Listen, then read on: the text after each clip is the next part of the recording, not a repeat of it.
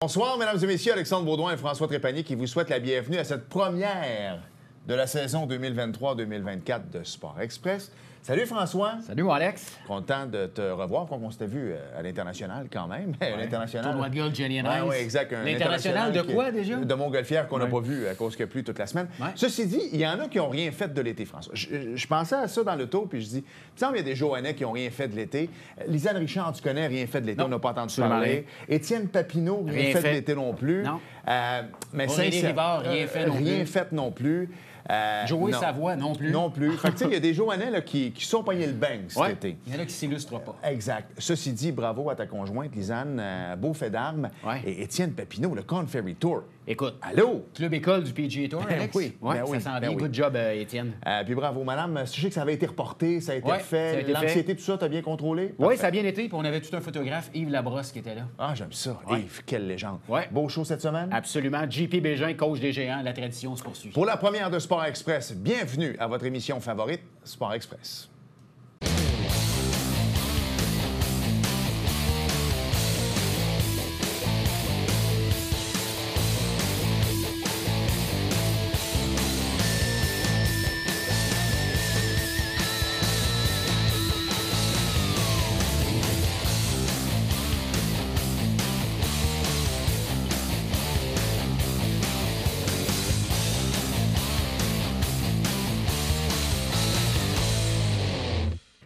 François, c'est un classique à chaque année. On avait commencé ça avec Soup. On décidait toujours de partir la saison du bon pied en parlant football, en parlant des géants.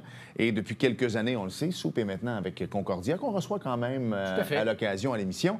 Mais Jean-Philippe Bégin est là, le nouveau grand Manitou des géants. Ça fait déjà quelques années. Exact, quand même. Ouais. Salut, comment Salut, ça va? JP. Ça va, vous autres? Ben oui, ça va bien. Avant, tu n'es plus seul maintenant. T'sais, quand je dis grand Manitou, tu es quand même rendu avec une belle équipe avec toi, des gens à temps plein qui travaillent au cégep. Mais comment s'est passé l'été? Bon, il a mouillé. As-tu eu le temps plus un peu de travailler sur tes playbooks, des choses comme ça? Mais c'est quoi un été pour un coach de foot collégial? Un été pour un coach de foot collégial. Cet été, j'étais avec l'équipe Québec, moins de 16 ans. Donc, on était à l'Université de Mount Allison pour le tournoi du Défi de l'Est. On a été champion du Défi de l'Est, justement. Donc, ça a été un été relativement occupé avec les meilleurs joueurs de la province au moins de 16 ans. Ensuite de ça, on est revenu sur terre à Saint-Jean, venir travailler un peu plus sur notre préparation pour la saison. Donc, relativement occupé. On n'a pas pris vraiment beaucoup de vacances. Je pense pas que c'est occupé ces plates-bandes. Non, de toute façon, ça a tellement été humide que les mauvaises herbes se sont mis là-dedans. Mais justement, je veux qu'on revienne sur la température parce que je parlais à bien des gars de balle, de football, de tennis, plein d'affaires, que ça a été un été où est-ce que tu te levais le matin, il pleuvait un peu, après ça, il faisait beau, il repleuvait. Vous autres, c'était comment au football? Les conditions étaient complètement changeantes, puis il y a eu des jours où il faisait très chaud aussi. Oui, on a été chanceux parce que la majorité de nos entraînements l'été sont en soirée, puis ça a donné qu'en soirée, on avait quand même du bon temps. C'est vrai que le soir, il pleuvait pas tant, mais dans le jour, c'était difficile. Fait qu'on n'a pas été vraiment affecté par la température, je vous dirais, pour la préparation physique des gars et ou notre camp d'entraînement. Au mois d'août, il a comme relativement fait beau pour nous permettre de se préparer pour la saison. Donc, on était chanceux. OK. Ouais. JP, avant qu'on parle de l'alignement, des changements qui ont eu lieu, je veux qu'on parle un peu du coaching staff. On en parlait hors d'onde. Ça fait déjà 5 ans que tu es là, on ne dirait pas, hein? Ouais. Donc, ça c'était hier. Ça fait 5 ans que tu viens à l'émission, ça fait 5 ans qu'on te connaît. Dimitri Morin a fait son entrée comme coach à temps plein avec les Géants. Il y avait Rémi qui était là auparavant, qui est rendu avec les Carabins Université de Montréal. Là, tu nous as dit que Dimitri avait un adjoint avec lui. Ouais. Parle-nous un peu là, des rebondissements qui ont eu lieu pour le coaching staff des Géants. En fait, le cégep nous a permis d'avoir un troisième temps plein, si vous voulez, pendant la saison. Fait que présentement, on est 2 entraîneurs à temps plein de janvier à décembre, Dimitri et moi. Dimitri s'occupe plus de l'offensive. Puis Dimitri, son bras droit, c'est Gustave Sylvestre, un gars qui était avec les Cactus du Collège Notre-Dame, puis qui s'impliquait aussi avec l'Université de Montréal sur la ligne à l'attaque. C'est 2 gars qui ont joué ensemble à l'université à l'époque, Gustave et Dimitri. Donc, Dimitri, quand il a eu la poste, il a pensé à Gustave pour venir l'épauler. Donc, il a déménagé de Montréal, il reste maintenant sur la Rive-Sud. Okay. Puis, il est à temps plein cet automne avec nous. Donc, ça, c'est les 3 personnes qui gèrent pas mal le bateau à temps plein durant l'automne. Puis, à ça, on est 9 gars de plus là, qui sont là à temps partiel. Là. C'est un coaching staff de 12 gars qui sont là pour m'épauler, là, si vous voulez, à chaque semaine. Ouais. Tu sais, tu es quand même un privilégié, je vais te le dire. Tu ne gagnes pas des millions, mais dans le sens que tu es privilégié parce que tu gagnes ta vie en travaillant dans ton sport, qui est le football. C'est sûr que si on se met à regarder avec les gars aux États-Unis dans leur high school qui font quasiment 250 300 000 par année, c'est pas le cas ici, malheureusement, au Québec. Vous êtes plus nombreux maintenant au cégep, c'est le fun à travailler à temps plein, mais la charge de travail, elle est énorme. Tu me dis, Ordonne, tantôt que tu parlais avec quelqu'un du cégep qui était comme 9 h le matin, elle disait « Hey, t'es déjà arrivé? » Puis tu as dit « Oui, je suis arrivé à 8 h, je repars à 21 h ce soir. Ouais. » Les gens n'ont pas tendance à le remarquer, mais ce sont des heures de fou, là, JP. Oui, c'est environ du 80 heures par semaine là, durant l'automne. C'est 17 jours semaine. Autant on joue le match le samedi que le dimanche, on est déjà en mode correction, préparation pour le prochain match. Pour faire en sorte que quand on arrive le lundi, mardi avec l'équipe, on était déjà entré en mesure de se préparer, ces gars-là. Avec l'horaire du cégep, ça ne nous permet pas nécessairement de pouvoir pratiquer le jour, chose qu'universitaire, c'est plus possible. Fait que c'est en soirée, c'est du 7 à 9 pour les pratiques, les rencontres sont avant. On a eu une libération d'horaire cette année, donc les gars, à partir de 5 h le soir, on tombe en rencontre où on va justement parler de ce plan de match-là. Ouais. Mais c'est des jobs à temps plein pour ces étudiants-là, là, autres que d'être aux études. Puis pour nous, il faut s'adapter à cet horaire-là également. Fait que ça vient avec du 8 à 11, du 80-90 heures par semaine. Mais on compte pas nos heures. On essaie de se dire que c'est une vocation en tant que telle. Puis que, on essaie de démontrer l'exemple aussi pour ces gars-là, de dire que nous aussi, on est dans le bateau avec eux parce qu'on sait que c'est exigeant. Donc, non, c'est des bonnes semaines. On va rentrer dans le personnel sans rentrer dans le personnel. Ouais. Tu as une conjointe, ouais. On la salue. Ouais. On parle souvent de la conciliation travail-famille, que tu as des enfants, que tu n'en aies pas, tu as quand même une conjointe qui est avec toi. Comment, ce que je veux dire, c'est que tu vois souvent les joueurs de hockey, les coachs de hockey, je suis mon chum parce qu'il vit son rêve. Est-ce que c'est un peu comme ça chez vous aussi à la maison avec ta blonde? Parce que on s'entend que... Oui, c'est la meilleure. Puis honnêtement, je pense que le fait qu'elle comprenne un peu c'est quoi cette job-là, ça rend ça plus facile, c'est certain. Ça nous permet de rentrer le soir puis de dire qu'elle va être là puis elle va comprendre que tu as une grosse journée également. Le soir, c'est quasiment la nuit, on peut se le dire. Oui, c'est ça. Fait que non, puis elle est là la fin de semaine également pour les matchs. Puis fière de dire qu'elle fait partie, elle aussi, de la famille. Là, fait que, c'est le fun. Non, c'est cool. Bon vraiment. Aviez-vous comme une espèce de code? L'année passée, je sais que ça a été une saison plus difficile, on va se le dire. Là, au niveau, je parle pas de ton travail, mais je parle au niveau du résultat. Parce que souvent, les gens ont tendance à dire non, j'ai travaillé aussi fort pour avoir de moins bons résultats sur le terrain, malheureusement. Quand tu arrivais à la maison, est-ce que vous vous dites, regarde, moi, aujourd'hui, on en parle, mais 10 minutes, puis après ça, on passe à autre chose? Parce que des fois, de toujours ressasser ça doit pas tout le temps être évident. Est-ce que vous avez cette espèce de code-là en voulant dire, regarde, des fois, ça me tente juste pas d'en parler, on va aller écouter un film en place? Mon non-verbal est fort. Je pense qu'il y a des soirées où peut-être que le non-verbal, il va dire beaucoup. C'est là l'importance de la complicité, je pense, dans une relation. Puis la confiance, la complicité, c'est quelque chose qui rend ça encore plus facile. Ouais, big time. Je veux qu'on en parle un peu rapidement. Là. On en parlait hors d'onde. C'est important d'en parler parce qu'on parle souvent de problèmes de santé mentale, des fois, quand des gens sont trop concentrés sur le travail. Il y a des semaines que tu fais du 80-90 heures semaine. Comment on fait pour penser à soi-même dans ce temps-là? Veux pas, tu as toujours le football en tête. Oui, bien... Pour les gens qui nous écoutent, qui se disent je suis pareil, comment je fais pour... As-tu des conseils pour décrocher? Oui, bien, tu sais, j'ai étudié en éducation physique où on disait que c'était important d'avoir un esprit sain dans un corps sain puis de faire en sorte que, de trouver un moment pour bouger puis de se le mettre, ce moment-là, à ton horaire. J'essaie de m'entraîner puis c'est à mon horaire, c'est à mon agenda. J'ai ma ligue de hockey le jeudi midi avec fier commandité par Jordy Bessette puis Marc Rémiard. Salutations à nos deux boys. Qui jouent encore. Exact. Fait que non, c'est des petits moments dans la semaine qu'il faut prendre le temps de penser à nous, puis c'est à l'horaire. Pas le choix. Au moins. Ouais. C'est bon que tu le fasses, honnêtement, parce que tu as besoin de ce temps-là. Tu sais, comme moi, j'emballe l'été, parce que je donne beaucoup l'hiver pour le hockey, mais là, je suis arrivé au mois de septembre où j'avais le camp d'entraînement du hockey qui commençait, j'avais ma balle qui se terminait. Bien, c'est bien plate, mais je vais terminer ma balle, puis j'arriverai à l'aréna un petit peu plus tard. J'ai besoin de ce 1h30-là à moi, ça m'appartient, puis ça aide au niveau du cerveau. Absolument. Je veux qu'on vienne avec les kids, parce que les gars, c'est des gars du cégep. C'est pas évident, c'est une période transitoire. Au-delà du foot, c'est un choix de carrière, souvent, c'est je m'en vais où. C'est l'université aussi. Moi, je vis avec une ado quand même d'élite à la maison, de 14 ans, bientôt 18, là, si je me plais à dire ça. Là. 14, bientôt 18. Oui, exact. Elle a tout vu, elle a tout fait. Puis le maudit, tu sais, l'espèce d'anxiété de performance. Je sais pas, depuis la COVID, c'est pire. Comment tu gères ça avec tes boys? C'est vrai parce qu'on en parlait hier, justement, en rencontre avec l'équipe de...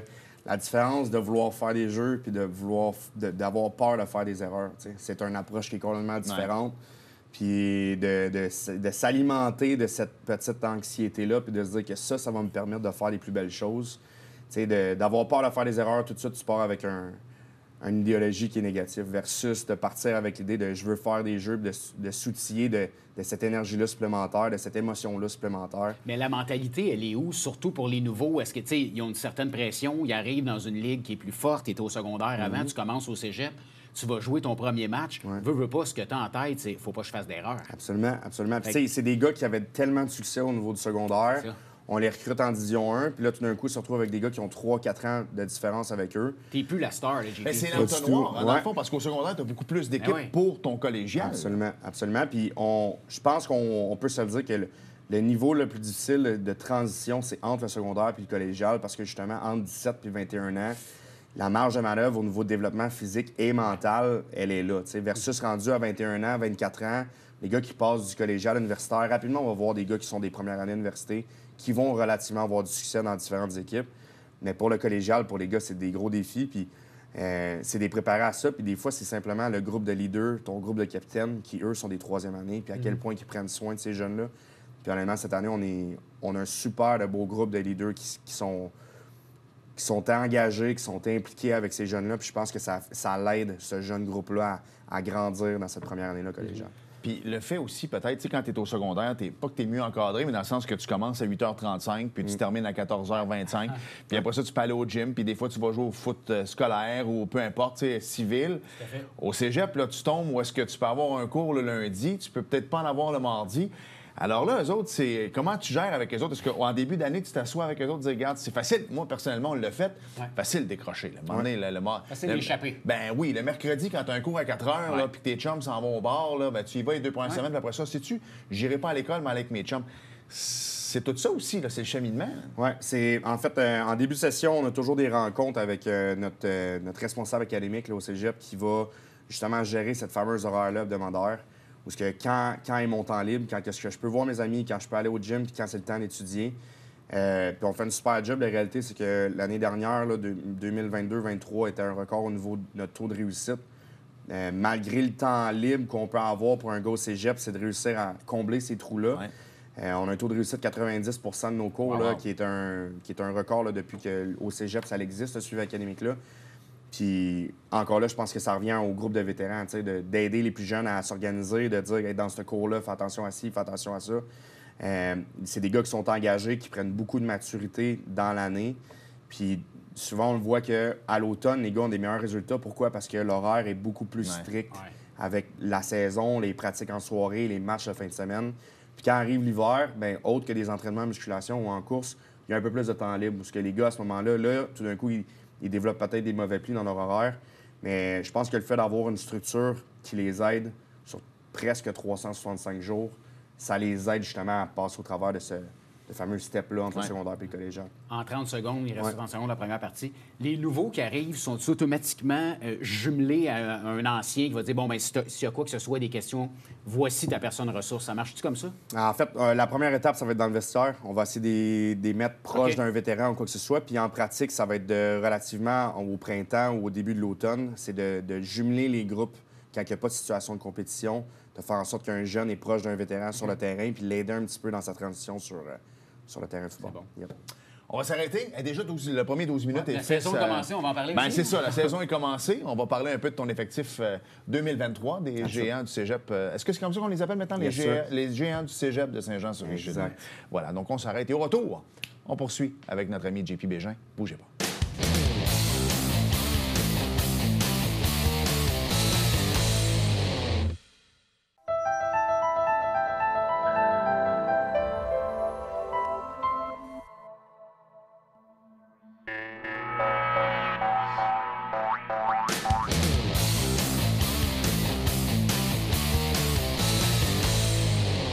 Nous sommes de retour à Sport Express. Je veux qu'on parle maintenant de la saison. Hein. Je pense c'est commencé. Mais c'est le fun, on le disait, on est rentré dans un sujet qu'on n'avait jamais fait avec toi, les études, comment les jeunes se sentent là-dedans. Je suis bien content. Puis tu disais aussi que tu es content qu'on ait parlé de ta conjointe. On la salue. Exact. Ceci dit, 0-2 depuis le début de la saison. Tu sais, c'est le début de l'année scolaire pour tout le monde. Il y en a là-dedans, on l'a dit, en première partie, qui commence le cégep. Vous avez commencé sur la route, donc c'est 2 défaites sur la route, moins 16, tu disais aussi, donc quasiment un touché d'écart par match. Quand tu as vu le calendrier, tu as vu les 2 premiers matchs sur la route, est-ce que tu t'es dit « Ouais! » Comment tu on sait que l'impact que la foule a ici à Saint-Jean, puis comment que c'est un programme d'une ville, c'est pas juste le programme d'un cégep. Puis on sait qu'est-ce que c'est de jouer à Saint-Jean-sur-Richelieu pour nos joueurs. De commencer 2 matchs sur la route, on savait que c'était pour challenger nos routines d'avant-match, challenger nos semaines de pratique parce qu'on jouait un vendredi soir, un samedi, donc c'était pas nécessairement les mêmes semaines. Tout de même, je pense que c'est comment qu'on a perdu, puis de ce côté-là, c'est relativement encourageant de se dire que en 2 matchs, on a un différentiel de moins 16, qu'on était justement dans le coup. C'était 2 matchs où on avait l'avance au 2e quart. Un match, c'est 4 quarts. Donc, oui, on peut se contenter de se dire qu'on a fait des belles choses, mais c'est d'apprendre de ces défaites-là puis de dire où est-ce qu'on l'a échappé. Fait qu'on revient à la maison ce week-end, le 16 septembre. Premier match à la maison. Ben oui, je pense que ça va être important pour je pense que ça va être plein pour aussi. nous. Ça le comble. Oui, on passe 1200, 1500 personnes, là, ça serait le coup de l'atteindre. Puis c'est de se dire justement qu'on a appris de ces 2 derniers matchs-là, puis maintenant, comment on continue de progresser. On est encore une équipe qui est relativement jeune. On a seulement 14 finissants dans cette équipe-là sur presque 70 joueurs. Fait qu'on a un gros noyau qui devrait être intact pour l'année prochaine. Mais pour cette année, c'est de mettre des jeunes dans des scénarios, dans des situations où on leur demande de jouer comme des vétérans. Puis tantôt, j'en parlais aussi au niveau de nos vétérans qui ont un super de bel impact sur ce groupe-là. Ces gars-là font partie un peu du succès de l'équipe, de la façon qu'ils gèrent le vestiaire eux-mêmes. Fait que gros match qui s'en vient. On est rendu avec une ligue à 8 équipes aussi. Lionel Groulx et Lévis Lauzon qui ont été relégués à la Division 2 l'année dernière. Donc, ça fait en sorte qu'on ait 8 équipes en Division 1. Il n'y a pas de semaine où on va avoir, si vous voulez, un scénario peut-être un peu plus facile ou un plan de match qu'on peut se dire qu'on peut être un peu plus relax. Sinon, je pense que chaque semaine, il faut bien se préparer. Puis, gros match en fin de semaine contre Vieux-Montréal. Quand tu regardes les alignements en début d'année, tu connais ton alignement à toi, tu regardes les autres, tu connais les joueurs, tu connais les coachs. Souvent, on va se faire une idée. On a entendu Ken Hughes puis Gorton cette semaine, ils ont tout de suite dit « Nous, on ne fera pas les playoffs cette année, Montréal. » C'est clair. Où vous voyez, tu sais, ton équipe, là, tu le sais, je pense pas que vous soyez en haut, mais tu sais, y a-t-il un endroit que tu serais satisfait à la fin de la saison? C'est sûr qu'on veut gagner, JP, on le sait, mais... Tu sais, ce que je veux dire, c'est que tu as un groupe de jeunes aussi où tu te vois avec ton équipe. C'est cyclique, là, on Absolument, va se le dire. Exact. C'est ça. Le cycle de 3 ans, c'est certain qu'il y a un énorme impact. Il y a des équipes qui vont avoir un peu plus de joueurs de 4e année. Nous, on n'en a presque pas cette année. Fait que, ça a un impact certain. Mais je pense que de se dire qu'en Division 1, de faire les séries éliminatoires, c'est déjà un bon bout de chemin. Puis après ça, de se dire, tu sais, les matchs qu'on a joués jusqu'à maintenant, on l'a prouvé qu'on est capable de jouer contre ces équipes-là. Peu importe qui qu'on peut affronter en séries éliminatoires au premier tour, en quart de finale, ben on se dit, rendu là, on se concentrera sur ce match-là. C'est possible. Donc, tu sais, de faire sa place en séries éliminatoires, d'apprendre durant la saison, d'arriver en santé, ça aussi, c'est un autre défi. Je pense que l'objectif cette année numéro 1, c'est de faire les séries éliminatoires puis de se dire que rendu là, on évaluera notre match-up pour la semaine. En même temps, ça revient un peu, tu as raison, en écoutant le point de presse du Canadien hier, c'est sûr que les joueurs, je pense pas que tes joueurs s'en viennent au terrain sans vouloir comme objectif le bol d'or, puis c'est normal. On s'entend comme dirigeant, tu le sais, c'est cyclique, fait que les joueurs peuvent fermer vos oreilles 30 secondes, mais ce que j'ai aimé du Canadien hier, puis ça va un peu dans le même sens, c'est le pas que vous allez faire cette année. Fait que dans le fond, ça te dérange pas, si tu veux arriver en série, ça te dérange peut-être pas de perdre le premier match, dépendamment comment tu vas le perdre, mais ton point, c'est de les amener pour que l'an prochain, tout le monde soit à maturité et que là, ça va être la grosse saison, dans le fond. Pour nos vétérans cette année, c'est certain qu'ils méritent ce bol d'or, du moins une présence au bol d'or, de dire que la première édition des Géants s'est rendue jusqu'au bout. Ça, on se le souhaite, puis on le sait qu'on travaille pour ça, mais on n'en parle pas. On parle d'une semaine à la fois, puis c'est clair et net qu'à chaque semaine, on commence pas à parler d'une fiche ou une place en séries éliminatoires. On veut gagner le bol d'or. Tout le monde veut accéder à ce match-là, mais c'est de se concentrer sur la semaine, une semaine à la fois, puis ces objectifs-là, parce que c'est des équipes qui sont différentes, qui sont montées différemment, qui sont coachées différemment. Puis si on commence à voir un petit peu plus loin que ce samedi-là qui s'en vient, des fois, c'est facile de se perdre, puis de penser à où est-ce qu'on n'est pas rendu. Fait que je pense que oui, c'est un principe de vouloir y aller avec au niveau des cycles, mais de se dire qu'on y croit pas chaque année, ce serait de se mentir. J'y crois que cette année, on est capable de faire des belles choses. Mais en fin de semaine, c'est Vieux-Montréal. Oui, c'est ça. Ouais. Comment on prépare justement surtout les recrues à un premier match à la maison? Tu l'as dit, ça va être bruyant, il va y avoir 1500 personnes dans les... Tu sais, ce que je veux dire, c'est quand tu ne l'as pas vécu, tu ne l'as pas vécu. Mais c'est facile d'être déconcentré aussi. Y a-tu déjà un aspect mental que tu commences à travailler avec tes joueurs? Puis contre le vieux aussi, c'est comme que, tu sais, c'est une équipe... Il y a une rivalité aussi, tu sais. Oui, bien c'est une dynastie, le Vieux-Montréal. Le nom vient avec une histoire, puis... Mais il ne faut pas oublier que Saint-Jean aussi, je pense que c'en est un programme qui a eu du succès dans l'histoire. Maintenant, tu sais, ça revient exactement à ce qu'on parlait tantôt au niveau de l'anxiété. Est-ce que tu as peur de faire des erreurs devant ce monde-là ou que tu te sers de cette énergie-là pour vouloir faire plus de jeux, puis que tu te sers de cette énergie-là de dire hey, je suis chez moi, il y a du monde que je connais même pas qui viennent m'encourager, mes amis, ma famille est là, à quel point je peux les rendre fiers de la façon que je vais me présenter sur ce terrain-là. Donc, c'est d'essayer de tourner ça dans une tangente qui est beaucoup plus positive que d'essayer d'enlever cette pression-là. Je l'ai vécu universitaire. C'est facile de s'en mettre de la pression quand il y a beaucoup de monde dans les estrades. Mais maintenant, c'est de se nourrir de cette énergie-là plus que d'autres choses. Je veux qu'on revienne parce que tantôt, tu as parlé, puis je sais qu'il y a plusieurs personnes qui nous écoutent à la maison disent pourquoi il y a 2 équipes qui ont été reléguées, par exemple. Comment ça fonctionne? Oui, en fait, au niveau du RSEQ, parce qu'on dans le fond, c'est le RSEQ qui gère la Ligue, il y a un cadre de référence qui est en évaluation aux 2 à 3 ans. La COVID a fait son impact. Il y a un cadre de référence qui a été modifié. Bref, sur 2 ans, il y a une évaluation qui est faite sur le nombre de matchs de gagnés ou, exemple, est-ce que cette équipe-là s'est rendue en éliminatoire ou, du moins, est-ce que la fiche est positive? Après ces 2 ans-là, il y a une évaluation. Si l'évaluation est négative, à ce moment-là, il y a un comité qui rencontre, exemple, le cégep pour parler de ce qui a été mis en place pour progresser par rapport à ça. Si le comité juge que les choses sont mises en place de la bonne façon, à ce moment-là, on recommence un cycle de 2 ans. Okay. Fait que, par exemple, cette année, exemple, Vanier a 2 défaites. Mais est-ce qu'ils finissent l'année avec une fiche négative? Peut-être. Sur 2 ans, ils vont avoir eu leur évaluation. Puis Vanier, exemple, sera en mesure d'évaluer après 2 ans. Mais voici qu'est-ce que nous, on a fait pour dire qu'on veut rester en Division 1. Pour ça, si on parle de reléguer, mais pour promettre des équipes à une division supérieure, mais il faut appliquer. Ouais. Puis ça, cette année, en Division 2, il n'y a personne en Division 2 qui avait appliqué pour monter à la D1. Fait que c'est pour ça qu'il n'y a pas personne qui est monté à la place de 2 équipes qui ont descendu. C'est la raison pour laquelle vous jouez à 8 au lieu de 10. Exactement. Donc, dans 2 ans, probablement que des équipes de Division 2 avec une fiche qui vont être positive vont mettre leur nom dans le chapeau. Nous, on veut monter en Division 1. Est-ce qu'ils vont reléguer une équipe de Division 2 ou vont simplement monter une équipe de D1? Ça reste à voir. Donc, c'est vraiment un cycle de 2 ans d'évaluation en termes de pourcentage de victoire. C'est là que tu vois que c'est extrêmement important de monter un programme. Ouais. Tu parles de coach à temps plein, résultats, en plein ça. Chaque match est important. Est-ce que c'est chacune des équipes en Division 1 qui ont des entraîneurs, des équipes d'entraîneurs à temps plein ou c'est rendu la norme? On est rendu avec 2 à 3 entraîneurs à temps plein ou presque dans chaque cégep. Je pense qu'il y a un cégep au Québec qui est en Division 3 qui n'a pas d'entraîneur à temps plein. C'est des choix d'institution, c'est certain. C'est pas pour dénigrer les autres sports, mais la réalité, c'est qu'une équipe de football, c'est combien d'équipes de volleyball mises ensemble? C'est environ 5-6 équipes de volleyball. On va demander à des gars qui sont peut-être moins d'attitude, qui ont peut-être plus de difficultés à l'école. Bien, cet entraîneur-là, c'est pas juste de dessiner des X puis des O, puis d'être au tableau, puis de faire des séances de films. C'est d'être là pour eux, c'est d'être un intervenant avant toute chose. C'est de répondre au téléphone à 11 h quand ça va moins bien. C'est le suivi académique. Il y a beaucoup de choses qui... Ces coachs à temps plein-là font d'autres que simplement être des coachs de foot. T'sais. Mais tu sais, JP, je sais que tu as une question, là, mais ce que je veux dire, c'est que ton rôle est plus que d'être au tableau puis d'expliquer, puis tu viens de le mentionner. Je parlais à une amie policière qui me disait, tu sais, moi, j'ai étudié en technique policière, je fais mon métier, puis c'est rendu que maintenant, mon métier, je peux plus le faire parce que tout ce que je fais, c'est gérer des problèmes de santé mentaux.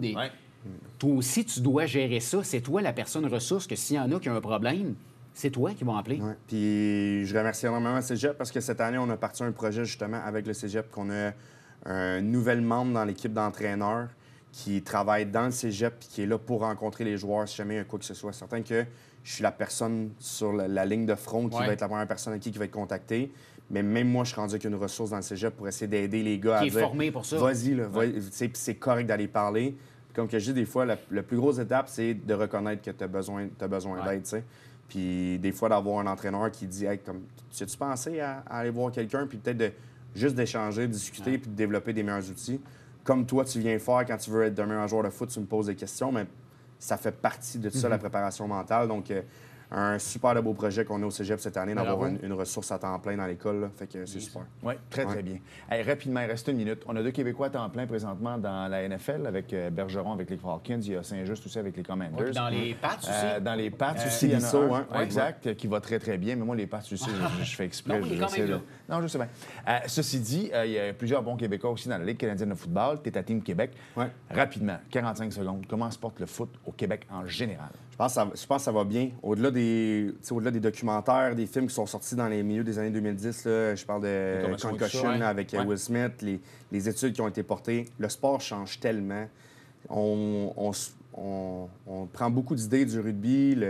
La tête est de moins en moins impliquée dans le sport. Puis je pense que les parents se rendent compte des bienfaits de ce sport d'équipe-là, de comprendre un rôle, de faire son 12e, du principe de processus derrière un match. Tu sais, on s'entraîne de janvier à août pour 8 matchs, 12 matchs, on fait les playoffs. Tu sais. Fait que je pense que tout ce qui vient en arrière de ce sport-là, c'est beau, en maudit. Puis il faut le dire, c'est pas juste un principe de commotion. Il y a des commotions dans tous les sports. Le sport va bien. Il y a du talent à la tonne. Je pense qu'on va en avoir de plus en plus des joueurs qui vont faire l'exode pour aller aux États-Unis, absolument. Puis on va en avoir encore plus des joueurs québécois qui vont avoir un impact dans la Ligue canadienne également. Fait que, on est le Texas du Canada, le Québec, puis on fait de quoi de bien. Fait que faut être fiers. Hey, le mot de Cambronne pour le reste de la saison. Merci, on invite messieurs. les gens. Merci. C'est Desjardins. C'est Desjardins ce week-end, hein? 19h30. Yes. Bonne saison. Merci beaucoup. On s'arrête et au retour. J'ai pas suivi ça de l'année. Y avait-tu du NASCAR? Richard va te faire la surprise. Il y en a un qui a failli se planter. Écoute, il y en a un qui s'est planté solide cet été. Il était chanceux de s'en dire. Oui, on va te montrer ça. Bougez pas.